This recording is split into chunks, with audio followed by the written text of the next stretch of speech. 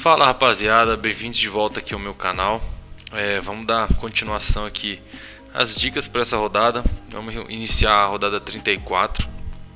Bom, falar um pouquinho do nosso rendimento. A gente fez 90 pontos, uma pontuação excelente.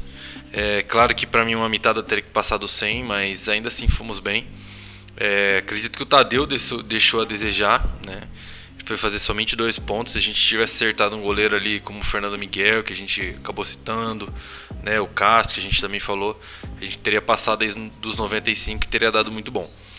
Mas é isso, escalamos muito bem, pontuamos muito bem. Vamos ver essa rodada 34 agora, que tem só 8 jogos, né? Então vai ser um vídeo um pouquinho mais curto, mas recheado aí de bons nomes também, tá? Vamos lá. Vamos estar falando dos saldos de gols mais favoráveis para a rodada. O Fortaleza lidera indiscutivelmente ao lado do Internacional, né? Você vai ver que eles têm um match muito bom. O Fortaleza em casa segurou 3 saldos de gol, tá? Enquanto o Curitiba fora, sim, cedeu 4 dos últimos 5 jogos. É muita coisa, tá? É muita coisa. É um time que quando joga fora de casa, esse time do Coxa aí deixa a desejar. Mas a gente sabe que o Fortaleza acaba tendo seus lampejos, né? As suas fraquezas assim defensivas acabam acontecendo. Então é difícil a gente confiar 100% no Fortaleza.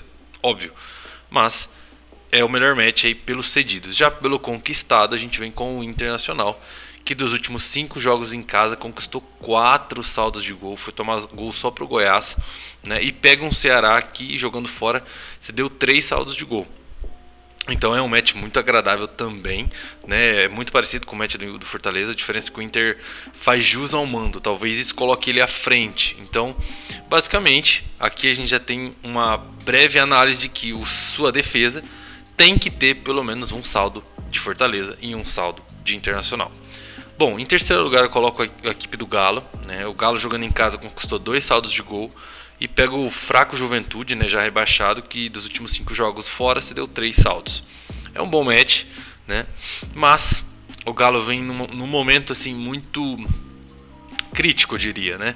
Ainda mais por não ter o Hulk, acaba se tornando um time muito vulnerável, porque sempre jogou pro Hulk, né, nesses últimos tempos. E sem ele, é como se você perdesse o protagonismo daquele time. Então, alguém tem que chamar a responsabilidade. E isso, quando acontece isso num time, fica um time meio sem sal, sabe? Um time que não consegue criar, por justamente não ter esse cara de referência. Então, isso pode dificultar a vida do Atlético Mineiro. O Juventude não tá nem aí, tá? O Juventude vai atacar, vai tomar gol. Já adianto, esse jogo aqui o Juventude vai atacar, né? Não significa que vai fazer gol. Só que o Atlético Mineiro tem, assim, pra mim, quase 100% de chance de furar, né, esse saldo do Juventude. Falar um pouquinho de Botafogo e Bragantino. É um jogo complicado. Acho que o Bragantino é um time que vem se tornando previsível, muito como era o próprio Botafogo no começo do ano, né? É engraçado porque esse confronto a gente confiou, né? Eu tava revendo. Foi 1-0 pro Botafogo lá em Bragança. E eu acho que, cara, tem tudo para ser nesse mesmo padrão. A gente imaginar que um time vai ser favorito, o jogo tomar um caminho totalmente diferente, de igualdade para os dois lados. Então, assim, olhando, em princípio, o Botafogo tem favoritismo, né? Conquistou 2 saldos, o Bragantino fora cedeu 2 saldos. Só que é um time que em casa deixa a desejar. O Botafogo em casa não sabe propor o jogo. Então eu acho que isso pode dificultar. Mas assim, tem que ser dito, é um match bacana, né? Tá em quarto lugar aí dos saldos favoráveis para mim nessa rodada. Em quinto tá o Corinthians, né? Vai pegar a equipe do Fluminense. Aqui o Corinthians ele tá aqui um pouco atrás porque vem tomando gol, né? E por mais que o Fluminense fora nos últimos 5 jogos cedeu 2 saldos, tá? A equipe do Fluminense ela é muito mais qualificada do que um Juventude, né? Do que um Coritiba. Isso é óbvio, né? Isso eu não preciso nem dizer. A gente tem jogadores como Arias, Cano, que tem um potencial altíssimo de tirar um gol a qualquer momento.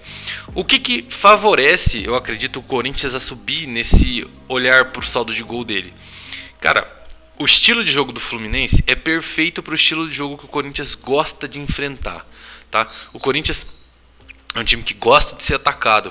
Por quê? Porque não tem, de certa forma, um estilo de jogo sob pressão, né?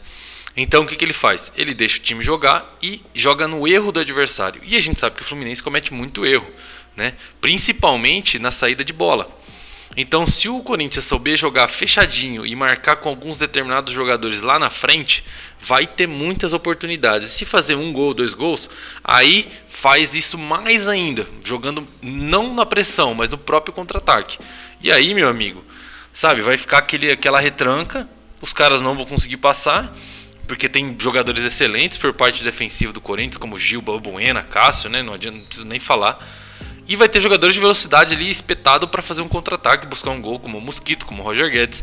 Então, acredito que é um jogo muito favorável para o Corinthians, mesmo não tendo um match tão agradável de cedidos e conquistados, tá? Em sexto lugar, a gente tem o São Paulo. A gente tem que sempre falar do São Paulo quando ele joga no Morumbi.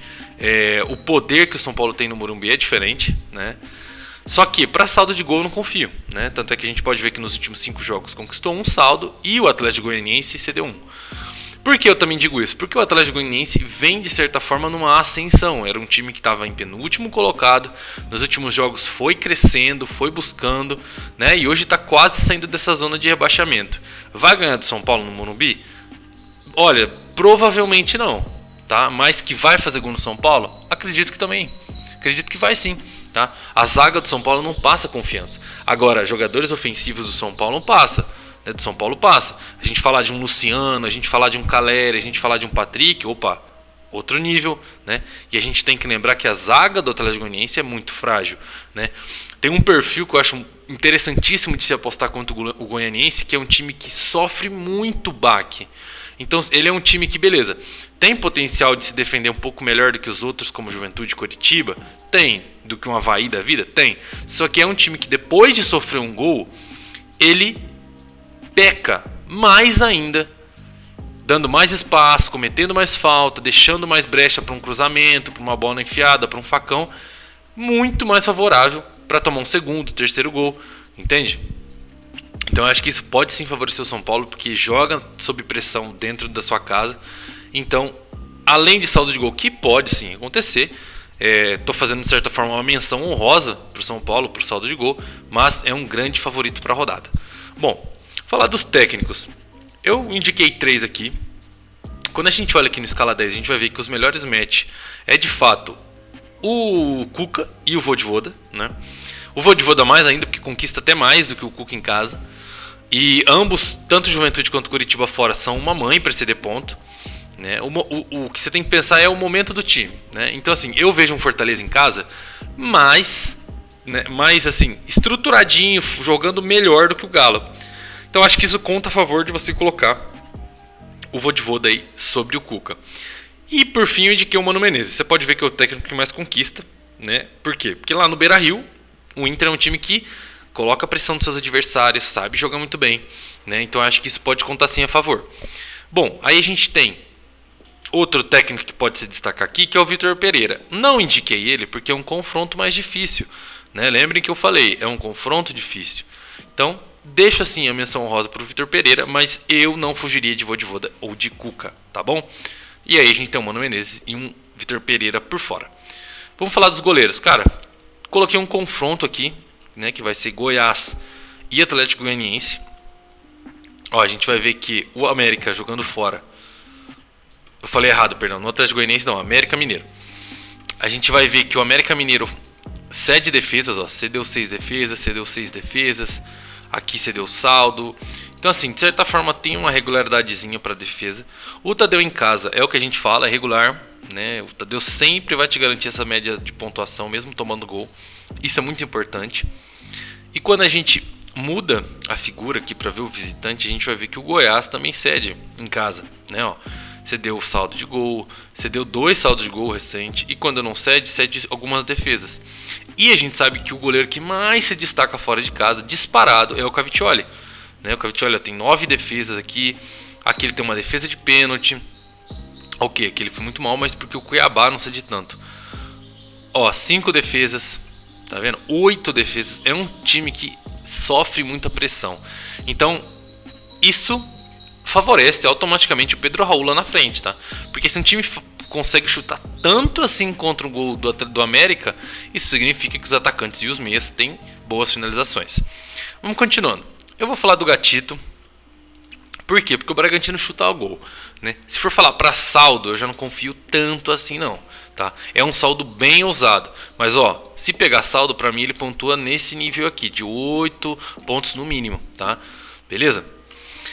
A gente vai falar do Cássio também. O Cássio em casa a gente sempre tem que falar bem dele, é um goleiro assim que salva o Corinthians inúmeras vezes, né? E a gente tá falando de um Fluminense que chuta gol, né? Só que a gente sabe que é um time que propõe muito jogo, então para fazer um gol é rápido também. Então é um SG ousado, beleza? Por fim, os melhores saldos de gol para mim de goleiro, a gente tem o Fernando Miguel e o Kehler, né? Disparado, o time que mais sai de fora de casa é o Coritiba, porque não é um time que não deixa de atacar, é um time que gosta da finalização, né? Só que não faz gol, tem essa grande fragilidade, né? O Fortaleza em casa já com o Fernando Miguel vem excelente. Foi só mal aqui contra o Flamengo, mas porque obviamente era o Flamengo. Até quando tomou 3 gols do Botafogo, foi lá e garantiu 5 defesas. O Kehler joga em casa contra o Ceará, que tem uma dificuldade absurda, né? Mas a gente tem que ressaltar uma coisa, tá? O Ceará não é um time de tomar muito gol. O Ceará tomou 1 gol, 4 gols na verdade em 5 jogos, mas 1 gol em cada jogo. Isso significa que o Inter não vai ter tantas chances assim. Vai acontecer isso? Pode ser que seja um 3-0 pro Inter? Claro que pode, mas assim, olhando o histórico, não é tão favorável, beleza? E o Kehler, por sua vez, em casa, é o goleiro que mais conquista, cara. Disparado, pega muito, né? Em casa é um goleiro assim que se mostra ser muito eficiente. Então, essas são as dicas de goleiro. Assim, por regularidade e pelo confronto, Fernando Miguel e Kehler se destacam. Para saldo de gol mais ousado, buscando algumas defesas, Cássio e Gatito. E aí, para defesa mesmo, para a própria regularidade de que um apresenta jogando fora e que o outro apresenta independente do mando, a gente tem aqui um Cavicchioli e um Tadeu. Essas são as minhas dicas, beleza? Vamos continuar aqui para os zagueiros. Cara, o Júnior Alonso está muito escalado, né? Tem um match tão favorável assim para se escalar o Júnior Alonso? Um pouco, né? A equipe do Juventude cede alguns bons desarmes, eu acho que isso conta bastante a favor, né? A gente pode ver que cede bastante desarme. Só que o Júnior Alonso não vem conquistando tanto, mas ó, olha que regularidade de desarme interessantíssima para ele, né? E é um cara que gosta de chegar na bola aérea também, né? Tem que se lembrar disso. Então é sim um bom nome, beleza? Mas eu não confio pelo que é a temporada do Galo, né? Mas se eu fosse colocar um saldo do Atlético Mineiro no meu time, com certeza seria o Júnior Alonso.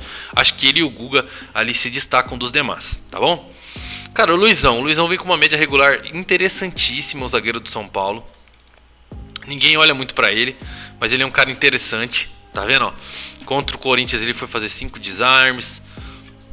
Aqui ele não jogou. Ele é reserva, né, na verdade, mas nos últimos 3 jogos que ele vem sendo titular, vem com uma média básica muito interessante. Então olha aí no Luizão, que é uma baita aposta, tá? Por fim, já mudando aqui de pote, a gente tem o Vitor Cuesta, tá? O Vitor Cuesta, cara, a gente sabe o quanto a equipe do Botafogo busca essa bola parada, essa bola aérea pro Vitor Cuesta, né? E ele jogando em casa, pontua com gol. A gente sabe que as bolas paradas é sempre para ele, raro vai pro Adrielson. Então é um cara que me interessa sim. Quando a gente olha o Bragantino não tem um cedido nada interessante assim, absurdo. É mais pro esquerdo, ó, que é exatamente onde ele joga. Então acho que ele tem um potencial interessante também, tá? Vamos lá. Aqui eu coloquei o Gil, mas aqui serve tanto o Gil quanto o Balbuena, beleza? Você vai ver que em casa o Balbuena é mais regular, tá? O Balbuena é um pouquinho mais regular, porque joga até mais, mas ainda assim finaliza, tem um gol. Então isso pode contar a favor também do Balbuena, tá? Mas para desarme, para esse tipo de confronto específico, eu prefiro o Gil, porque ele joga mais pela direita, onde cai ali o Arias, né? Jogadores que têm a perca de posse de bola elevada. Pote ouro, Benevenuto, tá? Benevenuto tem que ser dito. Coritiba é uma mãe para desarme, né? Você vai ver que aqui, ó, tem sempre desarme, zagueiros pontuando tanto com saldo quanto com gol. Ó, é muita coisa, cara, é muita coisa. Nos últimos jogos aqui, ó, tem assistência, 2 gols para zagueiro, é muita coisa, de verdade, é muita coisa. Então o Benevenuto, mesmo que não venha numa regularidade alta, tem sim um match muito agradável, tá? Rodrigo Moledo, pra mim, é o melhor jogador, é o melhor zagueiro, é o que não sai do meu time. Por quê? Ele jogando em casa, ele é regular, tá? Já começa aqui. Esse ponto já agrada você escalá-lo. E quando a gente olha o Ceará, é um time que sofre na bola parada. Ó. O último jogo tomou gol de um zagueiro, justamente de bola parada. O Júnior Alonso ó, foi ter 2 finalizações nesse jogo. Né? Ó, olha o pessoal aqui também. Aqui já não pontuou tão bem porque o Curitiba em casa não é de se pontuar tão bem. Mas ó, o Davi Luiz com 2 finalizações e ainda assim com alguns desarmes, coisa que não é muito da zaga do Flamengo conquistar. Então assim, pra mim, acho que o Rodrigo Moledo é, de certa forma, o zagueiro mais que pisa ali no nível unânime para a rodada, tá? Não é, mas para mim, pro meu estilo de escalação, gosto assim do Rodrigo Moledo, para mim ele é fixo no meu time. Aí a outra vaga para mim fica muito entre Vitor Cuesta e Júnior Alonso, tá? Só que misturando os cedidos com o confronto, acho que Benevenuto, Gil e Balbuena estão aí no mesmo nível e aí tem um Luizão como aposta. Tá, mas no meu time ou entra Cuesta ou entra Júnior Alonso para compor esse setor defensivo aí dos zagueiros, tá bom? Vamos seguindo aqui então, vamos falar agora dos laterais. Primeiro falar dos laterais do Corinthians, tá? Não são tão assim unânimes para a rodada, mas acho que tem um bom potencial, principalmente o Fagner, tá? Principalmente o Fagner, porque ó, olha que regularidade de desarme interessantíssima pro lateral direito, tá vendo?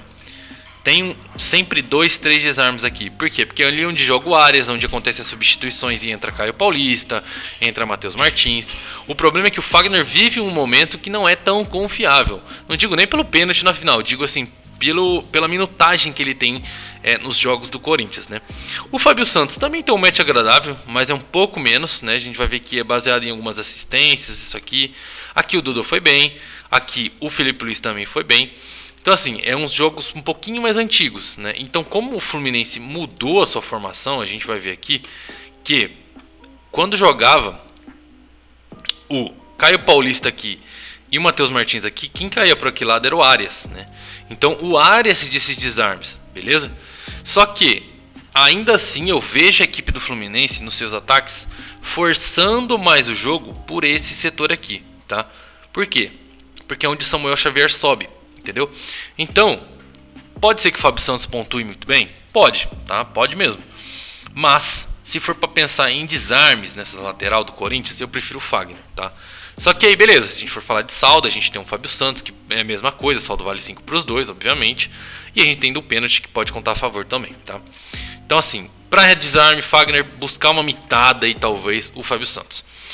No nível prata, gosto do René, muito pela regularidade do René. Não é pelo cedido, o Ceará não tem um cedido tão interessante assim, é muito baseado, atrelado ao saldo de gol, né? Mas o René é um cara que conquista. E pode ser que nesse confronto, quando a gente for olhar aqui, ó, a gente vai ver que pode jogar, na verdade, o Eric. O Eric cai por esse lado, até porque o Lima também cai por esse lado. Se for o Eric, cede mais desarmes, tá? Fica de olho aí quem que vai ser o titular, que aí vale a pena, se o Eric for em campo, você escalar o René. O Guga, como eu disse, ao lado do Júnior Alonso, é um dos melhores SGs do Galo para você escalar. Né? Vai bater de frente com jogadores que têm uma perca de posse de bola interessantíssima, principalmente porque nessa formação Capixaba e Chicoquim estão voltados aqui para esse lado esquerdo de ataque, aonde joga o Guga. Acho que isso pode ser excelente, né, para essa rodada você escalar o Guga, tá? O Marçal é o dono das bolas paradas, né? Apesar que o Daniel esqueci o sobrenome dele, Daniel Borges voltou, acho que eles podem revezar, mas gosto sim do Marçal, tem um match favorável contra o Arthur, que cede alguns desarmes também. Por fim, eu coloquei no pote ouro os laterais do Fortaleza. O que eu tô querendo dizer com isso? Tenha um, tá? Tenha um. Vamos lá, por que eu coloquei Brits e Tinga no mesmo nível que o Capixaba?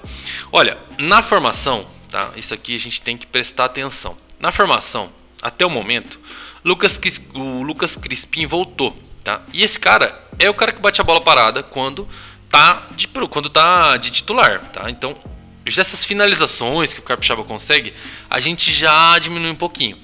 Beleza? E outro fator, a equipe do Coritiba é muito frágil no quê? Na bola aérea. Então, Brites e o Tinga, que pisam na área nessas bolas paradas, o Capixaba não pisa. O Capixaba muitas vezes é o cara que cruza essa bola parada. Eles têm muito potencial. Então, se eu fosse falar para você fazer uma dobra nas laterais, eu falaria para você falar tranquilamente a dobra do Fortaleza, tá bom? Claro, o Brits é um lateral que você vai escalar como zagueiro precisando de um gol. É um pouco difícil, sim, escalar nesse nível. Mas o Tinga vem bem, né, mas não é tão regular, né, vem de uma lesão, tem acho que 5 jogos aí como titular, coisas nesse mais ou menos isso. E o Capixaba a gente sabe que ele vai ser mais escalado, né, por ser muito regular. Pode ser que ele não pontue tão bem porque está perdendo essas finalizações que ele costuma ter quando o Crispim não está no time, beleza? Essas são as minhas dicas do setor defensivo. Volto a dizer, acho muito importante você ter no seu time pelo menos um saldo de gol do Fortaleza e um saldo de gol do Inter. O resto, amigão, aí você pode fazer de acordo com o que você desejar. Se você quiser dobrar o Inter, quiser dobrar o Fortaleza, muito válido. Se você quiser dobrar, triplicar e aí depois fazer um misto ali de um jogador de cada time, muito válido também. Tanto é que o nosso time está escalado dessa forma, tá? Vamos continuando então, vamos falar aqui do meio campo. Como vocês sabem, eu gosto de escalar, dar dicas de jogadores tanto para regularidade quanto para alguns jogadores de potencial mesmo de gol. Bom, o Bruno Silva é um cara para regularidade, tá? É um cara exclusivamente para regularidade. Quando a gente vai ver que volante, a gente vai ver que o Cuiabá não tem um match tão alto, tá? Não tem, mas é um time que cede, tá? É um time que cede.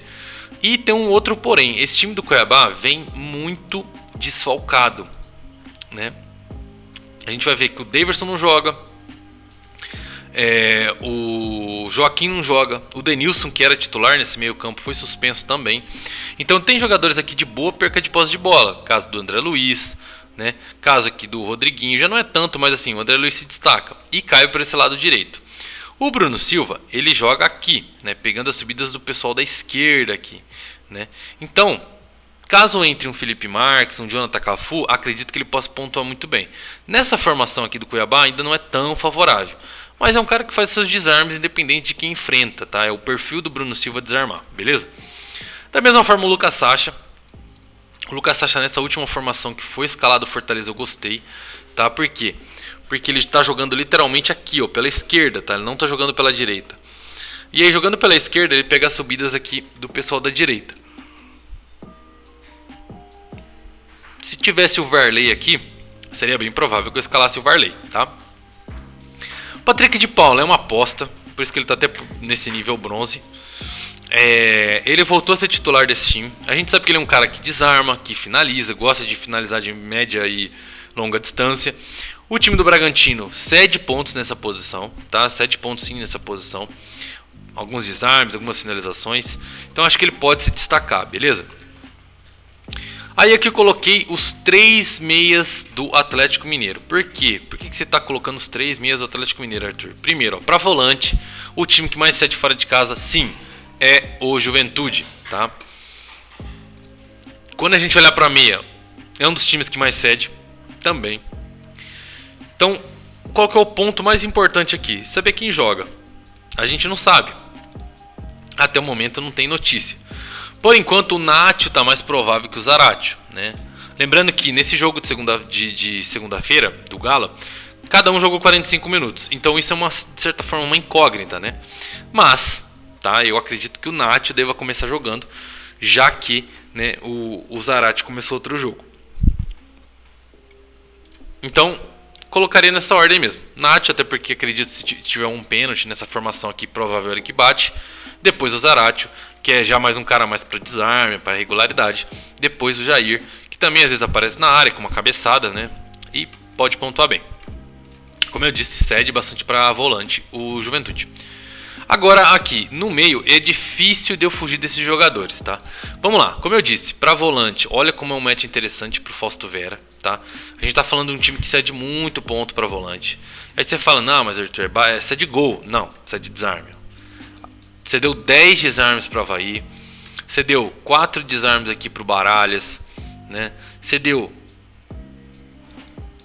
8 desarmes para o pessoal do Galo. Você deu aqui mais no mínimo 12, 13 desarmes para o pessoal do Flamengo. Então é um time que cede desarme. Eu acredito que o Fausto Vera é quase uma unanimidade essa rodada, tá?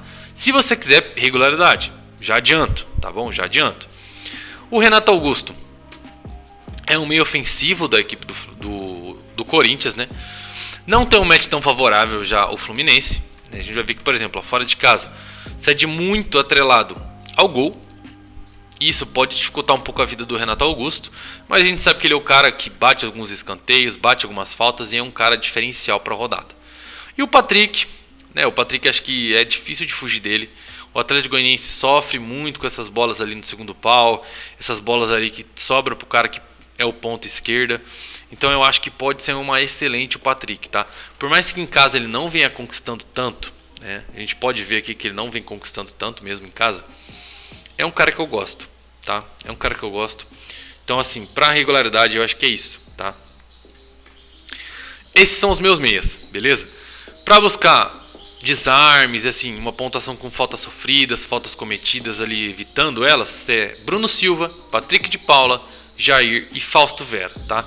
Buscando ali até uma mitada, de certa forma, é um Renato Augusto, um Patrick, um Nacho e um Zaratio, tá? E aí a gente tem um Lucas Sacha, que seria de certa forma um híbrido aqui. A gente queria que ele pontuasse ofensivamente também. Só que isso tudo depende da formação que o Vojvoda escalar, né? Esse último jogo ele jogou muito como volante. Alguns jogos em casa, antes, ele vinha fazendo como um segundo volante, né? Parecendo bem. Então pode ser que ele apareça e pontue legal. Mas por enquanto eu fico nesses jogadores aqui, tá bom? Vamos falar dos atacantes. Já adianto que, rapaziada, os atacantes têm muito pra rodada, de potencial de você olhar pro confronto, olhar pro jogador e falar, nossa, quero esse cara no meu time. Só que só tem 3 vagas, né? Não adianta. Vou estar falando do Jefinho e do Tiquinho. Prefiro muito mais o Tiquinho, tá? Por quê? A gente vai ver que o time que mais cede para atacante é o Bragantino. É algo assim, colossal a pontuação, né? E cede muito para quem? Para o 9, ó. Olha o Pablo aqui fazendo 4 pontos. Olha aqui o Marcos Leonardo. O Marcos Leonardo que foi mal. Cedeu mais para os pontas, né? Contra o Coritiba, olha o Aleph Manga. Mas o Aleph Manga praticamente jogando como 9, né? Os gols que ele faz é sempre dentro da área. Olha o Daverson como 9, fazendo 12, né? Olha o Pedro, cara, isso é muito importante. Olha como cede pro 9. Então eu acho que o Tiquinho tem um potencial absurdo, muito mais do que o Jefinho. O Jefinho tem média básica. Então pode pontuar bem também, tem que estar aqui pelo confronto, acredito que pode ser uma boa. O Cano, cara, tem um confronto difícil. Mas não tem como eu deixar de falar do Cano, até porque esse Corinthians não passa tanta confiança assim, né? Mas não cede muito, tá? Não cede muito, é muito mais pelo nome do Cano você escalá-lo do que qualquer outra coisa. O Pedro Raul tá muito escalado, mas assim, eu vejo um confronto difícil pro Pedro Raul, tá? Desses confrontos, assim, talvez um dos mais difíceis seja do América. Por quê? Porque é um time que se defende muito bem fora de casa. Quando a gente abre aqui os últimos jogos do América, olha que interessante jogando fora.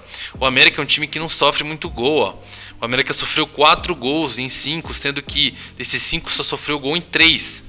Então isso é muito importante aí para você escalar o Pedro Raul. Eu vou estar de fora, tá? Não vou escalar ele no meu time essa rodada, mesmo sendo um cara excelente, né? Acredito que ele vai ter chance, já adianto, vai ter chance, porque a zaga do América não é boa, tá? Mas podemos contar aí talvez com o Cavicchioli fazendo uma boa pontuação em cima dessas finalizações que o Pedro Raul deve ter, tá? O Galhardo, ele zicou muito na última, né? Muito porque mudou essa formação, né? Não tava jogando com esses dois caras aqui, tava jogando ele aqui e o Pedro Rocha aqui. E aí um outro cara fazendo essa função aqui. Não lembro agora como tava a escalação antiga do Fortaleza. Dá pra gente ver até aqui rapidinho como entrou a campo, que fez ele pontuar bem mal, ó. Tá vendo? Jogou com o Robson e o Pedro Rocha. Jogou exatamente como tá ali, né? O Crispim, Zé Wellison. Então assim, essa formação não me agrada tanto pra ele não, tá? Mas a gente sabe que o Coritiba fora é literalmente assim, uma mãe para ceder ponto, para dar espaço, né?